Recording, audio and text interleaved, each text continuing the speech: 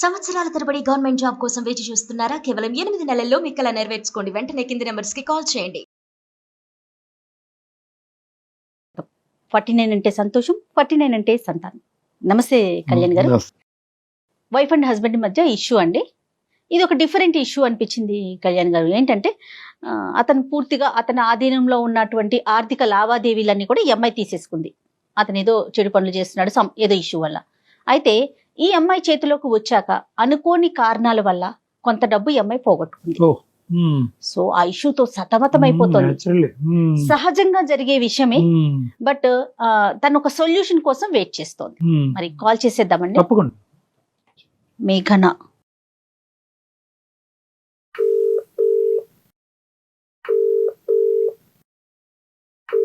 Hello మేఘన అండి. అవును మేడం, మీరెవరు మేడం? నేను జయానండి, అందమైన జీవితం ప్రోగ్రామ్ నుంచి కాల్ చేస్తున్నాను. నమస్తే మేడం. నమస్తే మేడం. నాతో పాటు కళ్యాణ్ గారు ఉన్నారండి, డాక్టర్ కళ్యాణ్ చక్రవర్తి గారు. సార్ నమస్తే సార్. నమస్తే. ఏంటమ్మా సమస్య? ఎవరి గురించి? మీ గురించా? ఏమైంది? మా వారికి ఏంటంటే కొన్ని బ్యాడ్ హ్యాబిట్స్ ఉన్నాయండి సార్. తాగటం, ఫ్రెండ్స్ కి వచ్చిన జీతం అంతా వాళ్ళ ఖర్చు చేయడం, అసలు ఇంటికి రూపాయి తీసుకురాడు సార్. శాలరీ ఇవ్వంగానే ఆఫీస్ లో శాలరీ పడింది అంటే అటు నుంచి వాళ్ళకి వెళ్ళి బాగా మంచిగా పార్టీలు దావత్లు చేసుకొని అన్ని ఖర్చులు అవగొట్టుకుని అప్పుడు ఇంటికి వస్తాడు సార్. అదేంటంటే అట్లా చేస్తున్నారని చెప్పి ఎన్ని సార్లు గొడవ పడినా సరే ఆయన ఏ మాత్రం ఆయనలో చలనం లేదు సార్. అన్ని చాలా కేర్లెస్ గా ఉంటాడు. ఏం చేస్తారు మేఘన? ఎంత వరకు శాలరీ వస్తుంది ఆయనకి? ఆయనకి ఒక 50,000 దాకా వస్తుంది మేడం. ఓకే. పిల్లలు ఉన్నారండి? ఒక పాప ఒక బాబండి. పిల్లలున్నా కూడా కొంచెం బాధ్యత తక్కువగా ఉంది. ఆ బాధ్యత తక్కువ మేడం. ఏం లేదు, ఎంత కాడికి ఫ్రెండ్స్ ఫ్రెండ్స్ ఫ్రెండ్స్ పెళ్ళైతే మటుకు ఫ్రెండ్స్ వదలాలా, నువ్వు మేనేజ్ చేసుకో అంటాడు మేడం. చేతికి డబ్బులు ఇస్తేనే కదా మనం మేనేజ్ చేసేది, చేతికి డబ్బులు ఇవ్వడు. మీరేమన్నా చేస్తారంటే జాబ్ చేస్తున్నారా? లేదు మేడం, నేను ఇంట్లోని హౌస్ వైఫ్ నే మేడం. Right right. ఓకే. ప్రధానంగా సమస్య ఏంటమ్మా? తాగటమా? కాదు సార్, ఆ డబ్బులన్నీ అలా ఆయన పాడు చేస్తున్నారని చెప్పి చాలా సార్లు గొడవలు జరిగినాయి సార్. ఇంకా నేను పెద్దవాళ్ళలో పెట్టి అదే జీతం అంతా నా చేతికి ఇస్తేనే నేను కాపురానికి వస్తానని చెప్పాను సార్. సరే అని చెప్పి బాగా గొడవలు అయినప్పటికీ నేను మొన్న 3 నెలలు వెళ్ళి పుట్టింట్లోనే ఉన్నాను సార్. అయ్యో. సరే నువ్వు చెప్పినట్టే వింటాను అని కొంచెం ఆయన జీతం తేవటం నాకు ఇవ్వటం కొంచెం అట్లా కొంచెం దారిలో పడుతున్నాను సార్. జీతం డబ్బులు తీసుకొని కొంచెం నేనేం చేశానంటే, ఇప్పుడు ఆయన ఎట్లా దుబారా చేస్తున్నాడు, నేను 1 రూపాయి చేస్తే పిల్ల ఆడపిల్ల ఉంది కదా మేడం, దానికి పెళ్లి చేయాలన్నా దాని భవిష్యత్తు బాగుండాలన్నా ఈ రోజుల్లో కట్నాలు లేకుండా ఏం జరగదు. అవునవును. ఇవన్నీ చెయ్యాలంటే మరి ఇలా తాగి తందనాలాడి ఎవరికో దోస్తులకు పెడితే నా పిల్లలకి ఎవరు మేడం రేపు? కట్నం దాకా తర్వాత ముందు చదువులు ఉన్నాయి కదా. చదువులు ఉన్నాయి కదా మేడం. ఆడపిల్ల ఇప్పుడు నా జీవితం చదువు లేదు కాబట్టి కదా ఆయన నా చేతికి ఏమి ఇవ్వకుండా ఆయన ఇష్టం వచ్చినట్టు తిరుగుతున్నాడు. అదేలే. ఓకే. అందుకని నేను అలా పెద్దల్లో పెట్టి ఆటో వాళ్ళని ఇటోళ్ళని పిలిపించి మాట్లాడి చేసి ఇక ఆయన కాపురాన్ని తీసుకొచ్చి నాకు జీతం నా చేతికి ఇస్తున్నాడు మేడం. ఆయనకి ఏదైనా అవసరం అయితే నన్నే అడుగుతున్నాడు. ఈ వారం నేను దావత్కి వెళ్ళాలి, 4,000 ఇవ్వు అంటాడు. నేను 4,000 ఎందుకు ఇవ్వాలండి? 4,000 ఎవరికో తీసుకెళ్లి మీరు పెట్టడం ఏంది? ఈసారికి 2,000 తీసుకోండి. అలా కంట్రోల్ చేస్తూ సార్ ఖర్చులు చాలా వరకు తగ్గించాను సార్. ఇప్పుడు కొంచెం నా దారిలో పడి ఆయన నాకు ఇచ్చేస్తున్నాడు. ఇంతలో సార్ నేనేం చేశానంటే, ఎట్లా ఇప్పుడు ఆయన దగ్గర తీసుకుంటున్నాను కదా అని ఆ పైసలన్నీ నేనేం చేశాను సార్, కొంచెంగా కూడబెట్టుకుంటా ఒక 2 లక్షల దాకా పోగు చేసుకున్నాను సార్. పోగు చేసుకుంటే ఇక ఉంటారు కదా సార్ మాకు తెలిసిన వాళ్ళు, అమ్మలక్కలు అందరూ కూర్చుంటాం కదా ఇట్లా అని చెప్పుకున్నప్పుడు, ఇక్కడ మన గల్లీలోనే వాళ్ళు చీటీ చేస్తున్నారే, నువ్వు కూడా దాచిపెట్టి అందరికి సర్ప్రైజ్ చెయ్యి, నువ్వు కూడా రేపు మంచి అమౌంట్ వస్తుంది అంటే సరేలే ఆశపడ్డాను సార్. ఆశపడి నేను కూడా చిట్టి కట్టాను, 5 లక్షల చిట్టి. ఓకే. ఇంకేం లేదు, వచ్చే నెల మనం పాడుకుంటే మనకు 5 లక్షల చేతులకు వచ్చేస్తాయి మేడం. అయితే ఇందులో ఆమె ఐపీ పెట్టి వెళ్ళిపోయిందంట రాత్రి. అయ్యో. ఏం చెప్పంటారు మేడం? అయ్యో. మా వారికి తెలీదు. ఇంతలో ఈయన ఏం చేశాడు, రాత్రి వచ్చి ఏమే ఇప్పుడు నువ్వు నా దగ్గర డబ్బులు తీసుకుని దాచి పెడుతున్నావా, మీ పుట్టింటోళ్ళకి పెడుతున్నావా, నువ్వు అసలు ఏం చేస్తున్నావు నాకు తెలియట్లేదు అంటే, లేదండి దాచి పెట్టాను, మీకు వచ్చే నెల మీకు ఒక సర్ప్రైజ్ ఇస్తానండి అని చెప్పాను. నేను చెప్పేశారు. తీరా చూస్తే నేను చెప్పాను సర్ప్రైజ్ ఇస్తానండి అంటే, అవునా అన్నాడండి. ఇప్పుడు ఆయన అంటున్నాడు, నేను ఒక స్థలం చూశాను చాలా తక్కువ వచ్చింది, నువ్వు ఆ పైసలు ఇస్తే నేను తీసుకెళ్లి దానికి భయానా కడతానని కూర్చున్నాడు.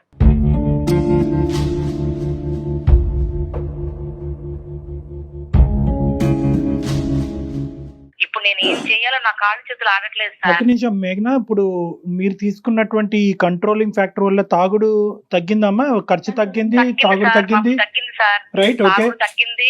కొంచెం దావత్లు చేయటం అంటే మా గురించి కొంచెం మనిషి మారాడు. ఈ మారటం అనే దానికి సంబంధించిన క్రెడిట్ నీకు ఇస్తున్నాడా మేఘన? నీ వల్ల నేను మారాను, మనం ఇప్పుడు హ్యాపీగా ఉన్నాము, నువ్వు తీసుకున్న జాగ్రత్తలు, ఆ క్రెడిట్ అయితే వచ్చిందా మీకు? ఇస్తారు సార్, ఇస్తారు, బానే చూసుకుంటున్నాడు. ఓకే, ₹1 నేనేందంటే ఆయనకి ఏందంటే అనుమానం నేనేందో తీసుకెళ్లి మా పుట్టింటోళ్ళకి పెడతానని. Okay, okay. నేను ఎందుకు పెడతాను సార్? నాకు ఆడపిల్ల ఉన్నప్పుడు నేను మా అమ్మోళ్ళకి నేను ఎందుకు ఇస్తాను? నా పిల్లకి నేను చూసుకుంటాను. కాదు, ఈ సర్ప్రైజ్ ఇవన్నీ పక్కన పెడితే ముందు నుంచి ఇలా నేను చిట్టి పాడుతున్నాను, ఫైనల్ గా మనకి ఎంత అమౌంట్ వస్తుందని ముందు నుంచే చెప్పలేదు సార్. నేను చేసిన తప్పు ఏంటంటే ఆయనకి ఒక్కసారిగా 5 లక్షలు తీసుకెళ్లి ఆయన చేతిలో పెడదాం అనుకున్నాను సార్. ఓకే, నా కర్మ సార్, నా కర్మ, ఏం చేద్దాము? అంటే మీరేమనుకున్నారంటే కనుక మీరు మారటానికి ఇది గిఫ్ట్ అన్నట్టుగా అనుకున్నారు. అంతే సార్. కానీ మేఘన చదువుకున్నారు కదా మీరు, ప్రైవేట్ వాళ్ళ వ్యక్తుల దగ్గర చిట్టీలు వేయకూడదని ఎంత ఎంత ఎలాంటి ప్రచారం జరుగుతా ఉంది మేఘన? బాగా తెలియదు, లేచిన దగ్గర నుంచి తెల్లారి ముఖం చూసుకుంటాం మేము, వదినా వదినా అనుకుంటా. మేఘన, ఇప్పుడు సమస్య ఏంటమ్మా అంటే నీ నోటి ద్వారా ఇది చెప్పలేవా? నేను నాకు మీరు చేసేది ఇదేంది సార్? నాకు నిన్న పిచ్చి పిచ్చి ఆలోచనలు వచ్చింది సార్, చచ్చిపోదాం అనుకున్నాను. అయ్యయ్యో, లేదు సార్, ఎందుకంటే ఇప్పుడు ఆయన అంతమంది ముందు ఆయన్ని గొడవ పెట్టి 10 మందిలో నేను ఇట్లా చేస్తున్నానని చెప్పి ఆయన దగ్గర పెత్తనమంతా నేను తీసుకొని నేనేదో ఉద్ధరిద్దామని నేను చేస్తే, నేను చేసిన ఆలోచన మంచిదే గానీ నా టైం బాగలేదు సార్.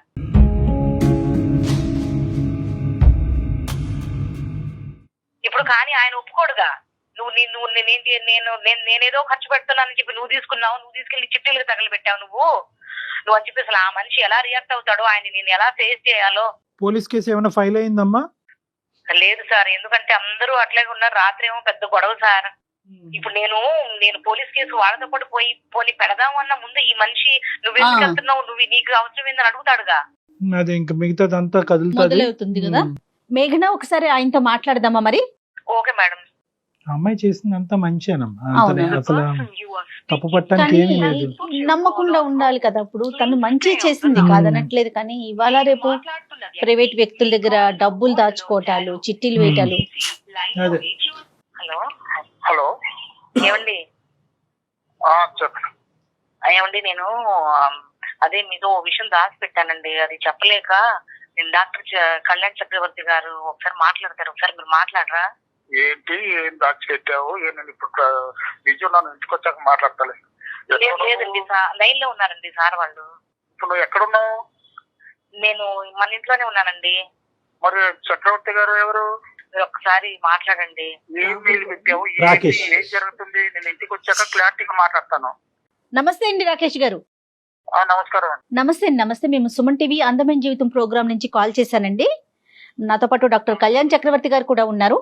ఏం లేదండి, మీ భార్య ఒక చిన్న మెయిల్ చేశారు మాకు. ఆ మెయిల్ కి సంబంధించిన ఒక విషయం మీతో డిస్కస్ చేద్దాం ఫోన్ లోనే. మేము మా ఆఫీస్ లోనే ఉన్నాము, తను మీ ఇంట్లోనే ఉన్నారు. జస్ట్ ఫోన్ లో ఒకసారి డిస్కస్ చేద్దామని చెప్పి మేమే మీకు కనెక్ట్ చేయమన్నాం. నమస్తే రాకేష్ గారు, సారీ మిమ్మల్ని ఇబ్బంది పెట్టినందుకు. ఆ అమ్మాయి ఒక చిన్న చిక్కుముడి సమస్యలో ఉంది, మీ మిస్సెస్. అయితే ఏంటంటే తను మంచి చేద్దామని పోయి ఇప్పుడు వేరే సమస్య తెచ్చిపెట్టుకుంది. అయితే ఏంటంటే ఈ రోజు తనని ఎలా చెప్తే కనుక మీరు ఏ విధంగా రిసీవ్ చేసుకుంటారో, తన జీవితం, తన కాపురం ఏమవుతుందో అనే భయంతో మాకు చేసింది. దానికి ముందు ఆ సమస్య ఏంటి అని చెప్పే ముందు మిమ్మల్ని ఒక ప్రశ్న రాకేష్ గారు. మీరు ఇంతకు ముందు ఆవిడ చెప్పినటువంటి మాటలు బట్టి ఇంతకు ముందు డ్రింక్ చేసి కొద్ది డబ్బులు విచ్చలవిడిగా ఖర్చు పెట్టి కొద్దిగా చల్లాచెదురైనాయి జీవితాలు కాస్త, ఇప్పుడు ఏమొచ్చి అదంతా కూడా ఆవిడ చేసిన ప్రయత్నం బట్టి ఇది ఒక గాడిలో పడింది అన్నట్టు మాకు చెప్పారు ఆవిడ. అది నిజమేనండి? నిజమే అండి. అప్పట్లో నేనేదో తాగేసి ఫ్రెండ్ సర్కిల్ లో చేసేస్తున్నానని నా మీద లేనిదండి పోసి చేశానండి.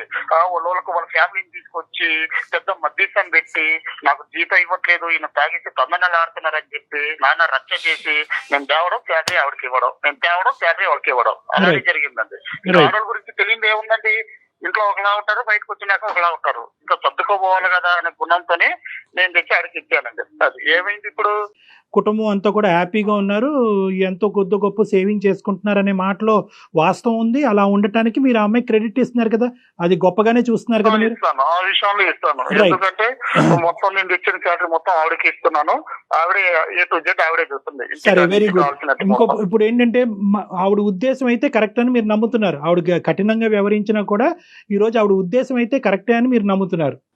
నమ్ముతున్నానండి. కరెక్ట్ ఆ అండి. విషయంలో అయితే మాత్రం నమ్ముతాను. కొన్ని సందర్భాల్లో ఏమవుతుందంటేనండి, ఇక్కడ ఒకటే కాదు, కొన్ని సందర్భాల్లో ఏమవుతుందంటే ఇలా మంచి చేయటానికి పోయి కొంతమంది కొన్ని కష్టాలు కొని తెచ్చుకుంటారు. అది ఉద్దేశపూర్వకంగా కాదు, అదృష్టం బాలేక టైం బాలేక జరిగేటటువంటి అంశాలు. ఈ రోజు మీ వైఫ్ కూడా అదే పొజిషన్లో ఉంది.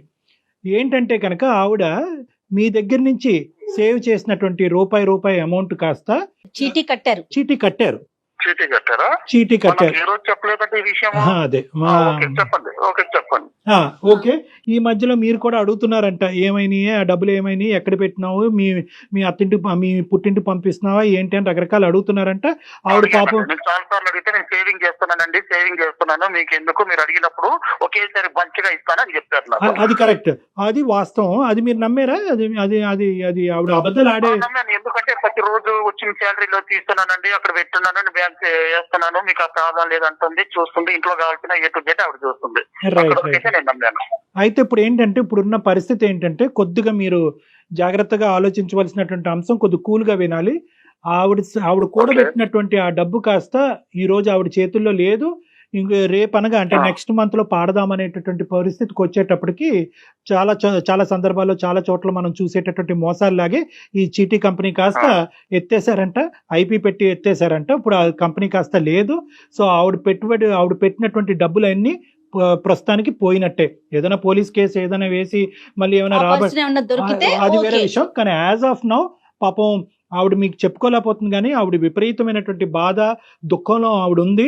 ఆవిడ ఏంటంటే ఆఖరికి ఈ విషయం నా భర్తకు చెప్పుకోలేనటువంటి పరిస్థితుల్లో నేను చచ్చిపోవటానికి కూడా రెడీ అనేటటువంటి ఆలోచన చేసేటప్పటికి మేము అలా కాదమ్మా, మేము ఉన్నాం నీతో పాటు, నువ్వు నీ బాధ ఏంటో మాకు చెప్పు, మేము కమ్యూనికేట్ చేయవలసినటువంటి విధంగా మేము రాకేష్ గారికి కమ్యూనికేట్ చేస్తామని చెప్పాము. ఇప్పుడున్న పొజిషన్ అది సార్. చూడండి చక్రవర్తి గారు, నేను ఒక విషయం చెప్తాను. ఇప్పుడు నేను ఏదో చేసేస్తున్నాను, నేను బయట ఖర్చు చేసేస్తున్నాను అని చెప్పి మధ్యస్థం పెట్టి మొత్తం నానా హంగామా చేసి తెచ్చి ఇంట్లో సేవింగ్ పెట్టారు. ఇప్పుడు సడన్ గా ఐటీ పెట్టేశారంటే ఎంత అమౌంట్ అండి? ఎలా జరుగుతుంది ఇది? ఎందుకు భర్తకు ఒక భార్య చెప్పుకోలేనంత కష్టం వచ్చేసిందా ఇక్కడ?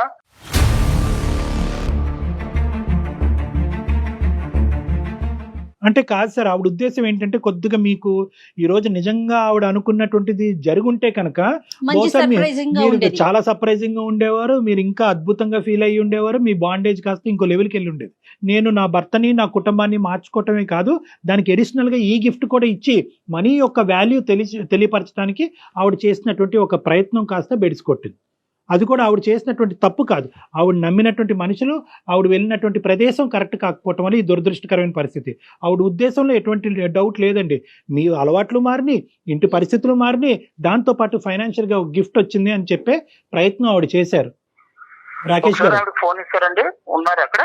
ఆవిడ లైన్ లోనే ఉన్నారండి. ఏం జరుగుతుందిరా? ఏం జరుగుతుంది అసలు? ఏమవుతుంది? ఏంటి ఇవన్నీ? అయితే పెట్టడం ఏంటి? డబ్బులు ఎత్తుకెళ్ళడం ఏంటి? నువ్వు ఎందుకు చెప్పలేదా నాకు ఇన్ని రోజులు? నువ్వు ఒక్క మాట చెప్పావా? మీరు వినండి కొంచెం. మీరు ఇట్లా అరుస్తారని నేను చెప్పలేదండి. మీరు కొంచెం ముందు వినండి. వచ్చే నెలలో పాడితే 5 లక్షలు వస్తాయి, ఒకేసారి తీసుకొచ్చి మీ చేతికి పెడదాం అనుకున్నానండి, సర్ప్రైజ్ అని. మరి నువ్వు మోసాలు జరుగుతున్నాయి, టీవీలు చూడట్లేదా? నువ్వు పేపర్ చూడట్లేదా? ఏమండి మన ఇంటి ఎదురు వదిలినారండి, వదిన గారు చెప్పావా? బయట అదేదో బ్యాంకులో వేయవచ్చు కదా, హ్యాపీగా వినేవాళ్ళం కదా. బ్యాంకులో వేస్తే నేను ఆ రోజు నుంచి నువ్వు మధ్య షాప్ పెట్టినప్పటి నుంచి నేను ఏమైనా నేను అడిగానా ఏం చేస్తావు ఏంటి అని? లేదండి. మరి బయట ఇలాంటి మోసాలు జరుగుతున్నా నేను చీటీ కట్టాల్సిన అవసరం ఏమొచ్చింది? లేదండి, 4 లక్షలు కడితే ఇంకో 1 లక్ష కలిసి వచ్చింది కదా, లేని కట్టానులేండి. ఇప్పుడు జరుగుతున్న దాంట్లో రూపాయి కూడా పెట్టిండే మన కష్టమే అది. మన పిల్లలు మనం బాగుండాలి అనేసి నువ్వు లేడీస్ మాటలు విని ఎందుకు ఇలా చేసావే నువ్వు? 1-2 లక్షలే? 5 లక్షలండి పిల్లలతో బాగాలేకుంటే ఇలాంటి దగ్గర. అందుకే ఆడదానికి పెత్తన ఈ గుర్దు అంటారు. పెత్తన అయితే ఇలా ఉంటుంది. ఇక్కడ ఏంటంటే డబ్బు పోయింది అనేటటువంటి మాట వాస్తవం. మీరు బాధపడుతుంటే, ఆవిడ బాధపడుతుంటే మా గుండె కూడా తరుక్కుపోతుంది. కానీ ఇక్కడ ఉద్దేశం ఒక్కసారి ఆలోచించండి సార్. అది పోగొట్టుకున్న డబ్బులు మళ్ళీ తిరిగి సంపాదించుకోవచ్చు, కష్టపడండి, మళ్ళీ సంపాదించవచ్చు. అది ఇక్కడ కాదు సమస్య. దయచేసి ఇప్పుడు వరకు ఈ కుటుంబాన్ని అంతా కూడా ఒక ప్లాట్ఫామ్ మీద తీసుకొచ్చి చాలా నైస్గా ఆవిడ స్టెబిలైజ్ చేసింది. దాన్ని ఇంకో మెట్టు ఎక్కించి మిమ్మల్ని సంతోషపెట్టి మిమ్మల్ని సర్ప్రైజ్ చేద్దామని అనుకున్నది ఆవిడ ఉద్దేశాన్ని తప్పుపట్టండి. పోయింది డబ్బు కాదనట్లేదు, వెళ్ళిన చోటు చేసినటువంటి ప్రాసెస్ తప్పు. ఆవిడ తెలివి తక్కువగా చేసింది. చాలా మంది మన సమాజంలో తెలివి తక్కువగా చేసి రోజు వారి టీవీల్లోని పేపర్లో మీరు అన్నట్టు చాలా చూస్తున్నాం. కానీ ఏంటంటే ఆశకు పోయి ఒక 10 రూపాయలు ఎక్కువ వస్తాయనేటటువంటి ఉద్దేశంతో ఎక్స్ట్రా రిస్క్ తీసుకుని చాలా మంది పోగొట్టుకుంటున్నారు. ఈవిడ కూడా అందులోనే కాలు పెట్టింది. కానీ ఉద్దేశం గురించి నేను చెప్తున్నా, ఉద్దేశం మంచిదా కాదా? మంచిదే అండి, ఉద్దేశం మంచిదే కాదనట్లేదు. ఎందుకంటే నేను ప్రతిసారి శాలరీ ఇచ్చినప్పుడల్లా ప్రతిసారి అడగతాను, ఏం చేస్తున్నావు అంటే నేను సేవింగ్ చేస్తానని నేను ఎత్తి పెడుతున్నానండి, అన్ని నేను చూసుకుంటానంటే ఇంకా వద్దు అంటే ఇంకా సరే. నేను ఆ ఒక్క ఉద్దేశం మీదే నేను బయట ఫ్రెండ్స్ వెళ్ళట్లేదు, పార్టీలు వెళ్ళట్లేదు, వీకెండ్ మానేసుకున్నాను. సరే ఏదో హ్యాపీగా ఉందా అనుకున్నాను. భర్త బయటకు వెళ్ళినప్పుడైనా సరే, భర్త ఆఫీస్కి వెళ్ళినప్పుడు సరే, ₹1 ఎంత సేవింగ్ లో ఉందో చెప్పాల్సిన అవసరం భార్యకు ఉందా లేదా అది చెప్పండి మీరు క్లారిటీగా. ఒకటి సార్, ఇక్కడ ఏంటంటే మీరు ఎలా ఖర్చు పెడుతున్నారు అనే లెక్క ఆవిడకి తెలియాలి అనేటటువంటి రూల్ ఉన్నప్పుడు, ఆవిడ ఎలా ఖర్చు పెడుతుంది అనేటటువంటి లెక్క కూడా మీకు కూడా తెలియాలి. ఇక్కడ అది అందులో that is very clear sir, అందులో ఎటువంటి డౌట్ లేదు. కానీ ఇక్కడ ఏంటంటే ఆవిడ ఉద్దేశం ఏంటంటే ఇది ఒక్కొక్క రూపాయి కూడబెట్టి ఒకేసారి సర్ప్రైజ్ ఇద్దాం అనేటటువంటి ఆలోచనతో ఆవిడ చేసినటువంటి స్టెప్పే కానీ మీ దగ్గర ఉద్దేశపూర్వకంగా ఆవిడ ఖర్చులకు, ఆవిడ సంతోషాలకు ఆవిడేమి పర్సనల్గా ఏం వాడుకోలేదు ఇక్కడ. అది మీకు తెలుసు, మాకు తెలుసు. మీ భార్యగా ఏంటన్నది మీకు అర్థమవుతుంది. ఆవిడ మాట్లాడినటువంటి పద్ధతులు, విధానాలు బట్టి మాకు కూడా కొంతవరకు అర్థమవుతుంది. ఎటొచ్చి ఏంటంటే ఇది జరిగింది కాబట్టి, ఈ జరగటం వల్ల మీ మనసు విరిగిపోయి ఇంతకు ముందు వచ్చినటువంటి డిఫరెన్సెస్ మళ్ళీ పెరిగిపోకూడదు, మళ్ళీ పునరావృతం అవ్వకూడదు, మనస్పర్ధలు పెరగకూడదు. ఎందుకంటే ఈ ఫ్యామిలీ అంతా కూడా ఒక మంచి ఒక పొజిషన్కి వచ్చింది. సో ఇక్కడ మీరు మనీ పోయింది అని చూస్తే కనుక ఆవిడ మీద నెగిటివ్ వైబ్రేషన్ వస్తుంది. కాదు, ఆవిడ ఉద్దేశం కరెక్ట్, పోయిన డబ్బులు ఎలాగ పోయినాయి, నా భార్య పెర్ఫెక్ట్, నా కుటుంబం గురించి ఆవిడ ఏమన్నా చేయడానికి రెడీ అని అనుకుంటే కనుక మీ ఇద్దరు బాండింగ్ ఇంకా పెరుగుతుంది. కానీ పాప ఆవిడ ఉద్దేశం కరెక్ట్, అది కళ్యాణ్ గారు అంటున్నట్లుగా. మేఘన, ఇక్కడ 2 things అమ్మా. ఒకటి ఏంటంటే చాలా రిస్క్ ఇష్యూ ఒకటి చేసావు, రెండోది ఏంటంటే అతని దగ్గర దాచిపెట్టావు. రెండు డేంజర్. నేను దాచిపెట్టడం అంటే సార్, మా వారికి నేను అంత ఒక్కసారిగా 5 లక్షలు తీసుకుని ఇదిగోండి రూపాయి పోగు చేసి మీకు సర్ప్రైజ్ చేద్దామని దాచిపెట్టాను, కానీ మా వాళ్ళు చెప్పకూడదు అనేది నా ఉద్దేశం కాదు. ఇక్కడ ఇంత తెలివితేటలు ఉపయోగించారు కదా ఆయనకి సర్ప్రైజ్ చేయాలని. మరి ప్రైవేట్ గా ఒక వ్యక్తుల్ని నమ్మి ఎలా చిట్టి వేశారండి? ఎన్ని పథకాలు లేవు, ఎన్ని గవర్నమెంట్ బ్యాంక్స్ లేవు. 5 లక్షలు వస్తాయన్నారు మేడం. 5 లక్షలు వస్తాయని ఆశపడ్డాను మనుషులు. ఒకటి మేఘన, ఏంటంటే ఇప్పుడు మీరే ఇందాక అన్నారు, అమ్మలక్కలో ఎవరో అన్నారు కదా, ఏదైనా కూడా మీ ఇంటి పరిస్థితులు బట్టి మీరు ఏదైనా ఒక నిర్ణయం తీసుకోవటం అనేటటువంటి చాలా ఇంపార్టెంట్ అమ్మా. మీ భర్త, అతని సంపాదన, ఇంటి వ్యవహారాలు, పద్ధతులు, మీ ఇద్దరి మధ్యన ఉండే అండర్స్టాండింగ్ బట్టి ఎవరికి వాళ్ళు నిర్ణయాలు తీసుకోవాలి. వాళ్ళు ఏదో చెప్పారు, వదిన గారు ఏదో చెప్పారు, పక్కింటి ఆంటీ ఏదో చెప్పింది అంటే కనుక ఇప్పుడు మీకు వచ్చిన కష్టం ఆవిడకి వచ్చింది, కాదనట్లేదు. కానీ వాళ్ళ భర్త ఆవిడని అర్థం చేసుకునే విధానం, మీ భర్త మీ మధ్యన ఉండేటటువంటి బంధం చాలా వ్యత్యాసం ఉంటుంది. సో కాబట్టి ఏంటంటే మీ పరిస్థితులు బట్టి, మీ ఇంటి వ్యవహారాలు బట్టి మీరు నిర్ణయాలు తీసుకోవాలి. కేవలం చెప్పుడు మాటలకు పోయి ఏదో క్లిక్ అవుతే ప్రతిదీ లాటరీ టికెట్ కింద తగులుతుంది అనే ఉద్దేశంతో అన్నెసరీ రిస్క్ తీసుకుని జీవితాన్ని వ్యర్థపరచుకోవద్దు. సో మీకు ఈ రోజు చాలా పెద్ద పాఠం నేర్చుకున్నారు. ఎటొచ్చి ఏంటంటే ఇక్కడ మీకున్న అదృష్టం ఏంటంటే మా ద్వారా ఈ రోజు నేను అనుకోవటం, రాకేష్ గారు ఒక మాట, మీకు ఇష్యూ అర్థమైనట్టే మేము భావిస్తున్నాం. అర్థమైంది చక్రవర్తి గారు. కాకపోతే ఒకటండి, ఎప్పుడైనా సరే ఒక భర్త ఆఫీస్కి వెళ్ళి మంత్లీ సేవింగ్ చేసినప్పుడు ఆ భర్త కష్టం ఏంటి, నేను ఎలా మార్చుకున్నాను, నేను నా మొగుడుకు చెప్పుకోవాలి అన్న ఒక భార్య ఆలోచిస్తే ఇన్ని జరగవండి. ఇప్పుడు ఒక్క మాట ఆవిడ నేను ఇట్లా సిటీ వేస్తున్నానంటే నేను జాగ్రత్త పడేవాడిని, వద్దు బ్యాంకులు వేద్దాం, లేదంటే ఇంకోటి చేద్దాం అని ఆవిడ చెప్పకపోవడంతోనే ఎంత పెద్ద విషయం అయింది. రాకేష్ గారు, నేను మిమ్మల్ని అస్సలు ఆవిడ ఖచ్చితంగా చెప్పవలసింది ఈ సర్ప్రైజ్లు గిప్రైజ్లు అనే సబ్జెక్ట్ లేకపోతే కనుక ఈరోజు అందరూ హ్యాపీగా ఉండేవాళ్ళు, మా అవసరం కూడా మీకు పడి ఉండేది కాదు. కానీ ఇక్కడ ఏమైందంటే ఆవిడ కొంతకాలం ఒక అభద్రత అనేటటువంటి ప్రయాణం చేసింది మీతో పాటు. మీరు విచ్చలవిడిగా ఖర్చు పెట్టడం, ఫ్రెండ్స్, వీకెండ్స్, పార్టీస్, తాగటం, ఇలాంటి వ్యవహారాలన్నీ చూసేటప్పటికి ఇప్పుడిప్పుడే ఆవిడకు ఒక నమ్మకం కలుగుతుంది, ఓకే నా భర్త ఇప్పుడు గాడిలో పడుతున్నాడని. ఎప్పుడైతే కనుక ఇప్పుడు వరకు సేవ్ చేసినటువంటి ఈ పెద్ద అమౌంట్ తిరిగి మీ చేతుల్లో పెడితే కనుక మళ్ళీ ఆ పాత రోజులు వస్తాయేమో అనేటటువంటి భయంతో, అభద్రతతో తీసుకున్నటువంటి ఎక్స్ట్రా కాషన్ అది కాస్త బెడిసికొట్టింది. కానీ ఇంకో ఉద్దేశం అయితే కాదండి. మీ దగ్గర దాచిపెట్టి ఆవిడ వెళ్ళి ఇంకో విధంగా ఖర్చు పెట్టింది అనుకోండి, మీ దగ్గర దాచిపెట్టి మీరు అనుకున్నట్టుగా వెళ్ళి వాళ్ళ పుట్టింట్లో ఎక్కడో పంచడం జరిగింది అనుకోండి, అప్పుడు మీరు నిలదీయండి, అడగండి, అది పాయింట్గా. కానీ ఇక్కడ ఏంటంటే ఆ క్లారిటీ ఆవిడకి ఇంతకు ముందు ఏదైతే ఆవిడ చూసిందో అది ఇప్పుడిప్పుడే ఆవిడకి ఒక బలం వస్తుంది అనమాట. ఓకే, మారేడు. ఎప్పుడైనా డబ్బు చూస్తే మళ్ళీ మా మనిషి మొదటికి వస్తాడనే భయంతో ఆవిడ కొద్దిగా అతి జాగ్రత్తగా వ్యవహరించింది, మీకు చెప్పకుండా ఆవిడ నడిపింది. అది కాస్త మీకు ఇంకా అవమానం గానీ అనుమానాస్పదంగా మారింది. మేఘనా చూసావా నీ తొందరపాటు వల్ల ఎంత ఇదైందో చూసావా? నేను ఫస్ట్ చెప్తానే ఉన్నాను, నన్ను నువ్వు మాట్లాడడం కోసం ఎన్ని అవసరాలు పడ్డావో నేను అది కూడా చెప్తున్నాను. నీ కోసమే నీ వీకెండ్ వదిలేశాను, పార్టీస్ వదిలేశాను, ఫ్రెండ్స్ వదిలేశాను, పబ్బులు వదిలేశాను. ఎందుకు? ఏమన్నా మా పిల్లలు ఏమైపోతారో అన్నావు. నేను సరే పోనీ ఆడదాన్ని మాట వినాలా? మా అమ్మ తిట్టింది, మా నాన్న తిట్టారు, మా మేనత్తయ్యలందరూ అన్నారు. వాళ్ళ మాటలు ఏమైనా పట్టించుకున్నానా? పట్టించుకోలేదు. ఎందుకు నీకు తెచ్చిచ్చాను నేను శాలరీ? ఎందుకు తెచ్చిచ్చాను? ఏదో ఇంట్లో చేస్తున్నావు కదా అనేసి నిన్ను నమ్మే కదా ఇచ్చాను. ఏ రోజైనా నన్ను ఒక్కసారైనా నన్ను ఈ విషయం డిస్కస్ చేసావా? బయట టీవీలు చూడట్లేదా? బయట న్యూస్ చూడట్లేదా? మోసాలు, దగాలు, చీటీలు అవి ఇవి అనేసి ఒక్క విషయం నాతో చెప్పుంటే సేవ్ అయిపోయేది కదా. ఈ రోజు ఇంత పరిస్థితి వచ్చేదా మనకు?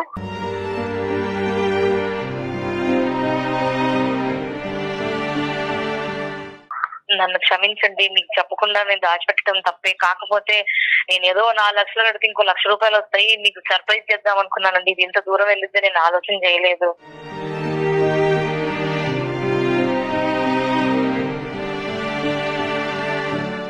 ఆవిడకి పూర్తిగా అర్థమైంది, మీరు కూడా ఆవిడని అర్థం చేసుకున్నారు. కాబట్టి ఇక ముందు నుంచి ఈ సబ్జెక్ట్ గురించి ఎక్కువ డిస్కస్ చేయకుండా అక్కడ దగ్గరలో పోలీస్ స్టేషన్కి వెళ్ళి మీరు కూడా ఒక కంప్లైంట్ పెట్టి ఏదన్నా ఒక చిన్న అవకాశం ఉంటే కనుక భగవంతుడి దయ వల్ల ఆ ప్రయత్నం అయితే చేయండి. లేదంటే మీ కష్టాన్ని మళ్ళీ మీరు నమ్ముకుని ఒక నమ్మకంతో ముందుకు ప్రయాణం సాగించండి.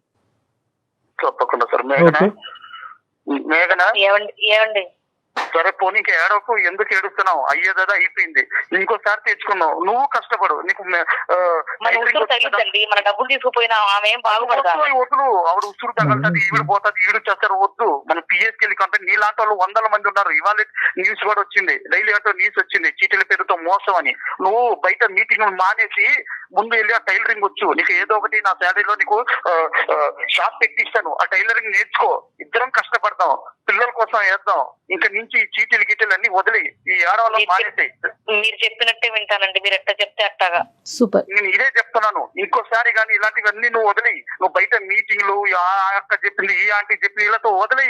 నీకు టైలరింగ్ వచ్చు, నీకు నేను టైలరింగ్ పెట్టిస్తాను, లక్షణంగా టైలరింగ్ కుట్టు. ఇద్దరం కష్టపడదాం, ₹30 ఇంకా నుంచి బ్యాంకులో వేసుకుందాం.